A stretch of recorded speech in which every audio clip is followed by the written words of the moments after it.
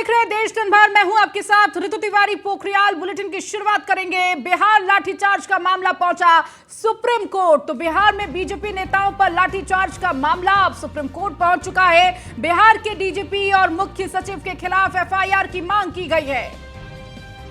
तो बिहार में हुए बीजेपी कार्यकर्ताओं पर, नेताओं पर जिस तरह से लाठीचार्ज किया गया और इस दौरान ये पूरा मामला सुप्रीम कोर्ट अब पहुंच चुका है। तो सुप्रीम कोर्ट का दरवाजा खटखटाया गया है, जहां पर बिहार के डीजीपी और मुख्य सचिव के खिलाफ एफआईआर की मांग की गई है।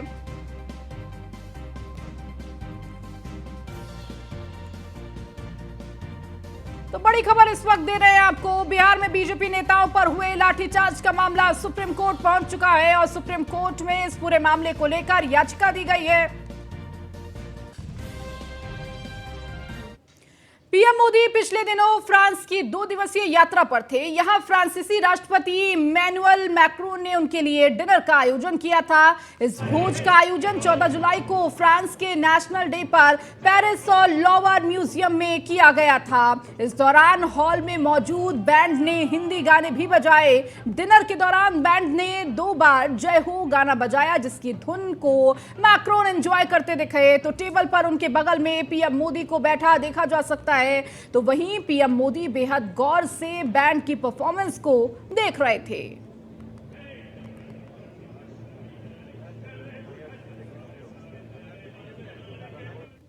बेंगलुरु में 17 और 18 जुलाई को विपक्षी दलों की बैठक। विपक्षी दलों की बैठक में ममता बनर्जी होंगी शामिल। सोनिया गांधी के रात्रि भोज में शामिल नहीं होंगी ममता। तो घुटने की सर्जरी के चलते शामिल नहीं होंगी सीएम ममता। तो किस तरह से विपक्षी दलों की ये बैठक, और इस बैठक के दौरान घुटने की सर्जरी के चलते ममता बनर्जी शामिल नहीं होंगी, इस विपक्षी एकता में नजर नहीं आएंगी।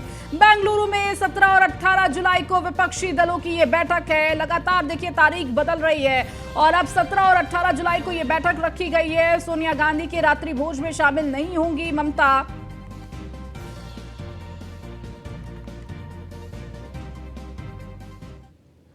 दिल्ली में यमुना का जलस्तर हुआ कम, लेकिन बाढ़ का खतरा अभी भी बरकरार। यमुना का जलस्तर 206.02 मीटर दर्ज हुआ। दिल्ली के कई इलाके अभी भी जलमग्न हैं। तो आधी दिल्ली इस वक्त जलमग्न हो चुकी है, जहां लोग इससे परेशान हो रहे हैं। तो देखिए थोड़ी राहत है कि यमुना का जलस्तर कम हुआ है, लेकिन अभी भी बाढ़ का खतरा टला नहीं है। लगातार प्रशासन एक तरफ तमाम इंतजाम करने में जुटी हुई है। यमुना का जलस्तर 206.02 मीटर दर्ज किया गया है। दिल्ली के कई इलाके अभी भी जलमग्न हैं। तो दिल्ली में यमुना का जलस्तर हुआ कम, लेकिन बाढ़ का खतरा अभी भी बरकरार।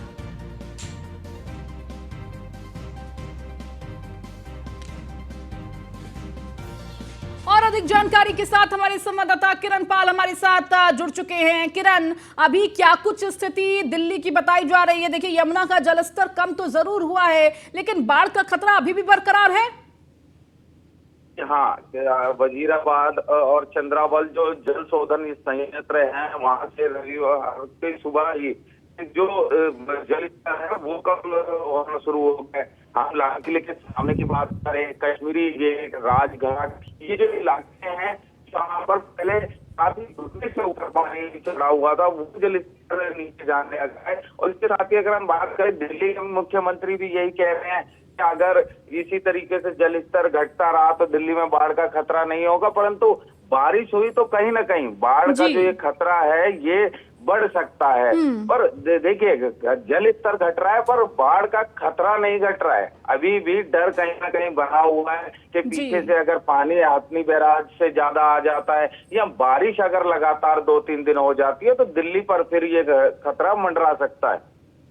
बिल्कुल किरण, देखिए अभी खतरा मंडरा रहा है और अगर बारिश होती है तो ये खतरा और भी बढ़ जाएगा। इसके साथ ही किरण, अभी क्या कुछ दिल्ली की स्थिति है? देखिए आधे हिस्से जलमग्न हो चुके हैं, लोग इससे लगातार दो चार हो रहे हैं। किस तरह की व्यवस्थाएं देखने को मिल रही है प्रशासन की तरफ से?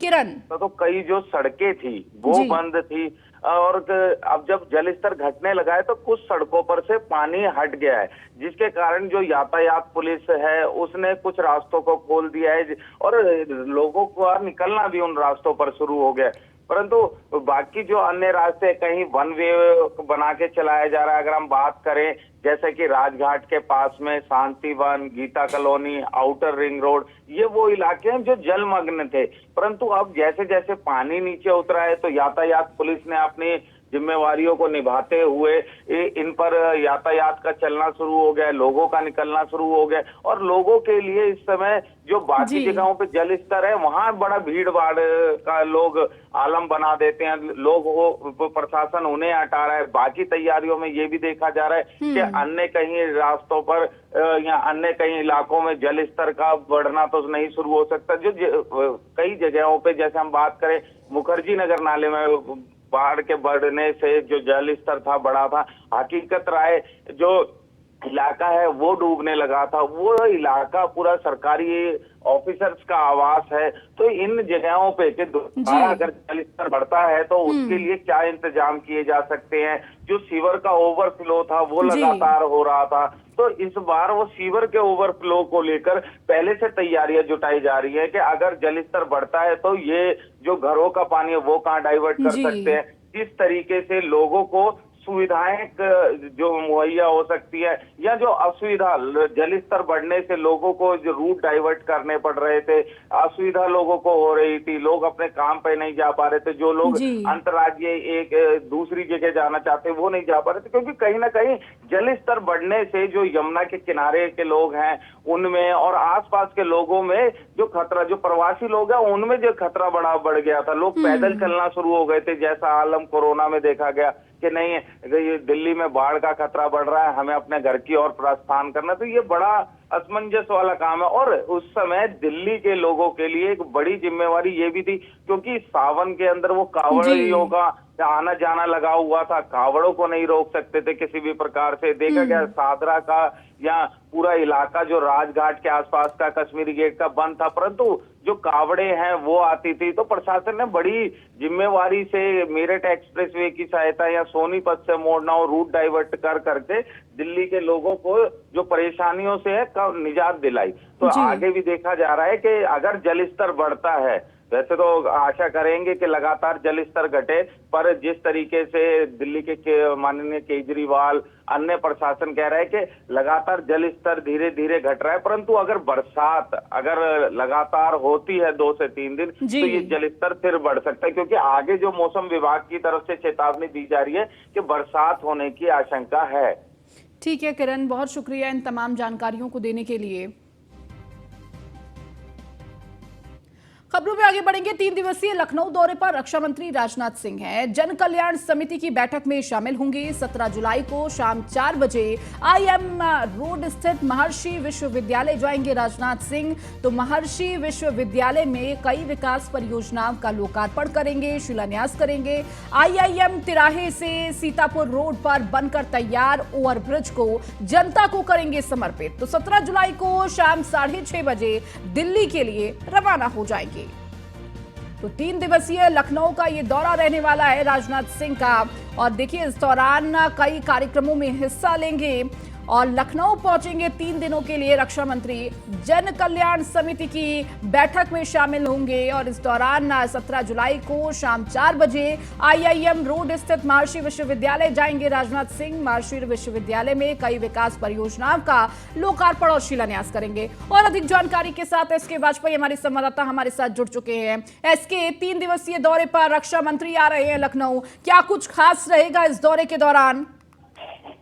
बिल्कुल, रक्षा मंत्री राजनाथ सिंह अपने 3 दिवसीय दौरे पर कल शाम 5:30 बजे लखनऊ पहुंचे थे, जहां उन्होंने पार्टी कार्यकर्ताओं के साथ मुलाकात की। जो चूंकि लखनऊ उनका संसदीय क्षेत्र है, इसलिए जो उनके प्रतिनिधि हैं उन पदाधिकारियों के साथ बैठक की और आज वो सुबह निराला नगर के 8 नंबर चौराहे पर स्थित जो ओपन जिम बनाया गया है उसको देखने पहुंचे थे। साथ ही साथ जो नगर आवासीय जन कल्याण समिति है उसके पदाधिकारियों के साथ इस समय वो बैठक कर रहे हैं। और निश्चित तौर पर पूरे दिन पार्टी पदाधिकारियों, साथ ही साथ जो पार्टी के कार्यकर्ता हैं उनके साथ मुलाकात करेंगे। लखनऊ महानगर भारतीय जनता पार्टी के जो पदाधिकारी हैं वो भी इस दौरान उनसे मुलाकात करेंगे और बड़े पैमाने पर जो फरियादी कहीं न कहीं राजनाथ सिंह के प्रतिनिधि से मिलते हैं, क्योंकि रक्षा मंत्री स्वयं लखनऊ में है, तो उनसे भी मुलाकात का उनका आवास पर कार्यक्रम है। और कल शाम 4 बजे IIM रोड स्थित महर्षि विश्वविद्यालय में कई विकास परियोजनाएं हैं जो राजधानी लखनऊ मतलब लखनऊ के संसदीय क्षेत्र से जुड़ी हुई है, उनका शिलान्यास और लोकार्पण करेंगे। साथ ही साथ एक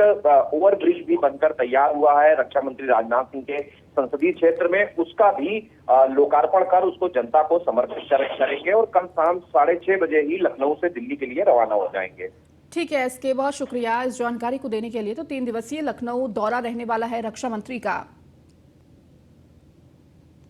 खबरों में आगे बढ़ेंगे। दिल्ली में जनसेना पार्टी प्रमुख पवन कल्याण 18 जुलाई को दिल्ली में राष्ट्रीय जनतांत्रिक गठबंधन की बैठक में हिस्सा लेंगे।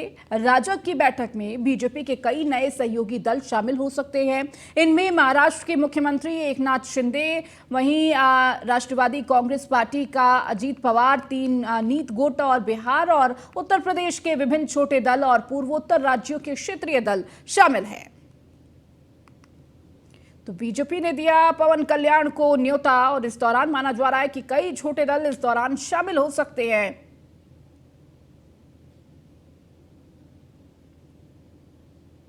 दिल्ली सरकार के खिलाफ अध्यादेश से जुड़ी खबर आपको दे दें। सीएम अरविंद केजरीवाल को कांग्रेस का समर्थन। मानसून सत्र में अध्यादेश का विरोध कर सकती है कांग्रेस की संसदीय बैठक में हुआ फैसला। सोनिया गांधी की अध्यक्षता में यह बैठक हुई थी और इस बैठक के दौरान ये तय किया गया किस तरह से लगातार सीएम केजरीवाल अध्यादेश को लेकर आवाज उठाते हुए नजर आए और विपक्ष का समर्थन भी मांग रहे थे कि इस अध्यादेश के खिलाफ लगातार विपक्ष भी आम आदमी पार्टी के साथ इसका विरोध करे और कहीं ना कहीं कांग्रेस का जो रुख था वो साफ नहीं हो पाया था। लेकिन देखिए, बैठक के बाद चूंकि मानसून सत्र है और उससे पहले कांग्रेस की ये बैठक थी और इसकी अध्यक्षता सोनिया गांधी कर रही थी और इस दौरान किन किन मुद्दों को उठाना है उस पर चर्चा की गई और अध्यादेश को लेकर कांग्रेस का समर्थन। चंद्रयान 3 को लेकर इसरो का ट्वीट। चंद्रयान 3 पूरी तरह सामान्य है, ये ट्वीट किया गया है। चंद्रयान 3 सही दिशा में है और लगातार देखिए चंद्रयान 3 को लेकर इसरो का ये ट्वीट सामने आया है, जिस दौरान चंद्रयान 3 को लेकर इसरो ने जानकारी दी है कि चंद्रयान 3 सही दिशा में है और लगातार चंद्रयान को लेकर हिंदुस्तान की हर एक जनता उस पर नजर बनाए हुए थी और इसी को लेकर देखिए इसरो ने ट्वीट भी कर दिया है। IGI एयरपोर्ट पर सोने की खेप बरामद। लगभग 2 करोड़ की कीमत का सोना बरामद हुआ है। ताशकंद से आया तजाकिस्तान का नागरिक गिरफ्तार हुआ है। बड़ी खबर इस वक्त दे रहे हैं। IGI एयरपोर्ट पर सोने का खेप बरामद। ताशकंद से आया तजाकिस्तान का नागरिक गिरफ्तार हुआ है। तो IGI एयरपोर्ट पर सोने की खेप बरामद हुई है। इसकी कीमत करीब 2 करोड़ की बताई जा रही है। तो ताशकंद से आया तजाकिस्तान का नागरिक गिरफ्तार हुआ है।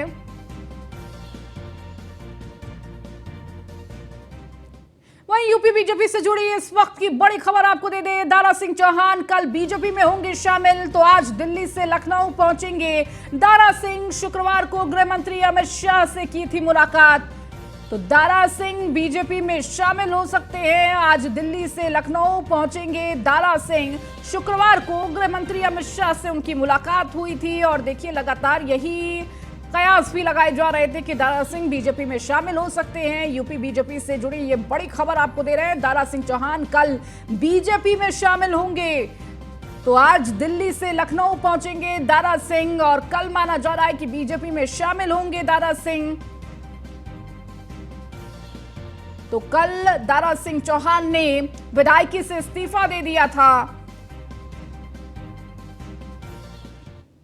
सहरसा जिला मुख्यालय के स्थानीय शंकर चौक पर बीजेपी के द्वारा धरना दिया गया, जिसमें सभी लोगों ने नीतीश सरकार के पुलिसिया बर्बरता का जमकर विरोध किया। एक दिवसीय धरना में बैठकर भारतीय जनता पार्टी के सहरसा जिला अध्यक्ष दिवाकर सिंह ने कहा है कि पिछले दिनों पटना में विधानसभा मार्च करने गए पार्टी के कार्यकर्ताओं को नीतीश सरकार ने, पुलिस ने जिस बर्बरता से लाठीचार्ज किया, उसी के विरोध में हम लोग एक दिवसीय धरना पे बैठे हैं। ये धरना प्रखंड स्तर से लेकर जिला मुख्यालय में पार्टी के द्वारा दिया जा रहा है। जनता नीतीश कुमार और तेजस्वी के तानाशाह सरकार को जल्द से जल्द उखाड़ फेंकेगी और इस लाठीचार्ज में हमारे जहानाबाद जिला के महामंत्री शहीद विजय कुमार को श्रद्धांजलि अर्पित करेंगे।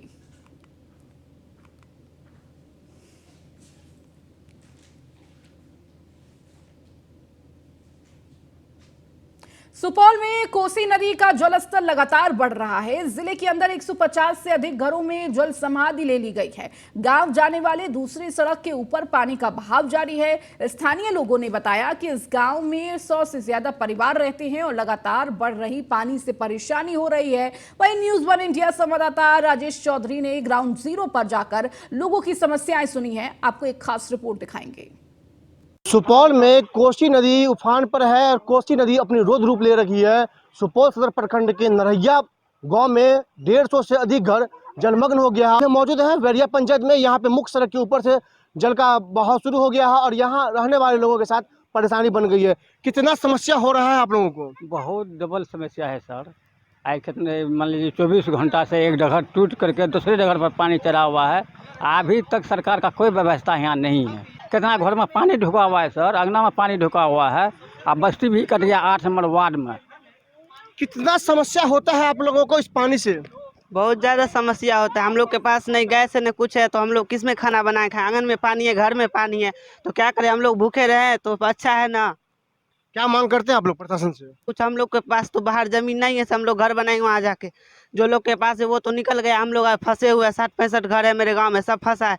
कितना लोग के घर में पानी घुसा है, कितना लोग अभी ऐसे भूखे हैं। सब बच्चे लोग पानी के रास्ते से निकल नहीं पा रहे। सब रोड टूटा उटा हुआ, एक तो टूट गया, एक जो था छोटा सा वो भी टूटने वाला है। उसका कोई भरोसा नहीं, रात बिरात टूट जाएगा। हम लोग निकलेंगे किस देके? तो आपने सुना कि यहाँ स्थानीय लोगों को, इन लोगों को कितनी समस्या होती है। चाची, कितना समस्या होता है आप लोगों को पानी में? हम लोग को बहुत समस्या खराब है। अभी पानी पीने के लिए मोहताज में है, पानी भी नहीं पी सकते हैं। कल डूबा हुआ पानी से दिक्कत है, बहुत दिक्कत है। हम लोग को कल में पानी भी नहीं है। तो आपने सुना यहाँ का स्थानीय लोगों को, यहाँ इन लोगों को किस तरह की समस्या होती है और देखना बड़ा दिलचस्प होगा कि जिला प्रशासन कब इन लोगों की सूद लेती है और इन लोगों की समस्याओं को दूर करती है। न्यूज़ 1 इंडिया के लिए सुपौल से राजेश चौधरी। सुपौल तो लोगों को परेशानी का सामना करना पड़ रहा है, जिसका जायजा न्यूज़ 1 इंडिया के संवाददाता ने लिया। किस तरह से सुपौल इस वक्त जलमग्न हो चुका है। ओपी राजभर के एनडीए में शामिल होने पर बीजेपी प्रदेश अध्यक्ष भूपेंद्र चौधरी ने कहा कि उनके आने से पूर्वांचल में स्थिति और मजबूत होगी। उनसे खास बातचीत की है हमारे न्यूज़ 1 इंडिया संवाददाता ने। उत्तर प्रदेश की राजनीति में आज एक बड़ा कदम आया है, जब केंद्रीय गृह मंत्री अमित शाह जी ने राजभर जी के ज्वाइनिंग का ऐलान किया। हमारे साथ बात करने के लिए मौजूद है भारतीय जनता पार्टी के प्रदेश अध्यक्ष भूपेंद्र चौधरी जी। अध्यक्ष जी, आज राजभर जी एक बार फिर से आप लोग के साथ आ गए। स्वागत है उनका। उन्होंने भारतीय जनता पार्टी की नीतियों से प्रभावित होकर और मोदी जी के नेतृत्व में हमारी सरकारों ने जो, और योगी जी के नेतृत्व में हमारी सरकारों ने काम किए हैं, उस विकास के कामों को लेकर, हमारी गरीब कल्याण की योजनाओं को लेकर वो हमारे साथ आए हैं। तो मैं उनका स्वागत करता हूं और हम सब मिलकर माननीय मोदी जी के नेतृत्व में, योगी जी के नेतृत्व में जो पार्टी का संकल्प है भारतीय जनता पार्टी का, उत्तर प्रदेश की सभी लोकसभा सीटें जीतने का, उस संकल्प की ओर आगे बढ़ेंगे। जी, क्योंकि आज उन्होंने प्रेस कॉन्फ्रेंस की है, राजभर ने बताया था कि 14 तारीख की मुलाकात हुई थी। दारा सिंह चौहान ने कल सदस्यता से इस्तीफा दिया, अमित शाह जी के साथ उनकी भी फोटो आई है सामने। तो अब दारा सिंह चौहान, धर्म सिंह सैनी की बात, उन्होंने कहा कि हमारे साथ आएंगे। तो क्या अब जिस तरह की बात हो रही थी कि समाजवादी पार्टी की जो बड़ी तमाम नेता विधायक हैं, उनको एक बार फिर से बीजेपी की तरफ लाने की कोशिश की जा रही है? नहीं, अभी तो मुझे केवल ओम प्रकाश राजभर जी एनडीए का हिस्सा बने हैं। उन्होंने निर्णय किया है भारतीय एनडीए का भाग बनने के लिए और माननीय गृह मंत्री ने ट्वीट करके उसकी जानकारी दी है।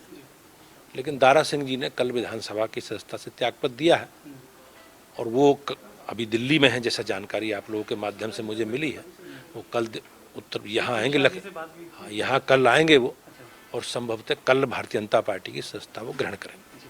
अध्यक्ष जी, क्योंकि देखा गया है कि जिससे कि समाजवादी पार्टी भी लगातार आरोप लगाते थे राजभर की एसी में बैठ के राजनीति नहीं होती है, मैदान में उतरना पड़ता है। एक बार फिर से पूर्वांचल में, क्योंकि 2022 का चुनाव देखा गया था, पूर्वांचल चाहे गाजीपुर की बात करें, आजमगढ़ की बात करें, उतनी स्थिति अच्छी नहीं थी भारतीय जनता पार्टी के लिए, और राजभर कहते थे कि हमारे न रहने से स्थिति हुई है।